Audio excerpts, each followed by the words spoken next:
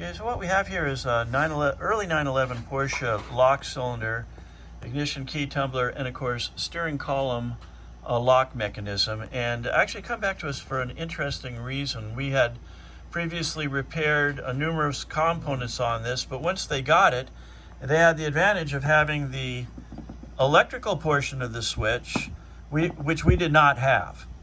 So we had to take the lock cylinder out, which we did not have to do before. Now, somebody had been in here once before and pulled this lock cylinder out, and they did a very poor job of it. As a matter of fact, could you with your screwdriver maybe point? Oh, there we go.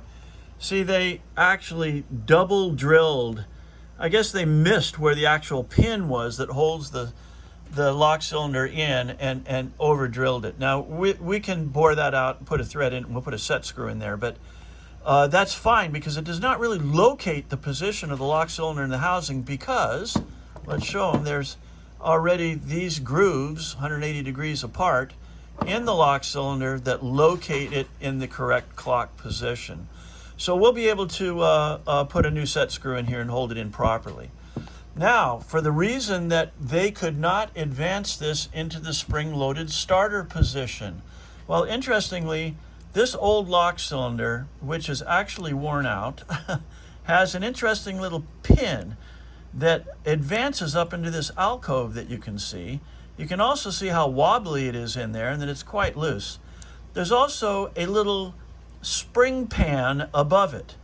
In combination with the spring pan and that little nose poking up there, there was a lockout mechanism to keep you from starting the starter motor again in the spring-loaded position of the key without completely turning it off first. Now, unfortunately, the top of that pin is rounded. It's in a sloppy bore. The wafer underneath it is no longer rotating with the shaft. So what we're going to do is remove that pin. Why? Because if you'll demonstrate here, this switch already has the detent for starter motor in it. So go ahead and turn it once. On one, run, and then spring position, comes back, and it's locked out. It's locked out of spring position, but you can unlock the spring by turning it off again and then coming back again, and spring position, there it is, and locked out. Locked. So everything that is on the original lock cylinder is a duplicate of what we have here.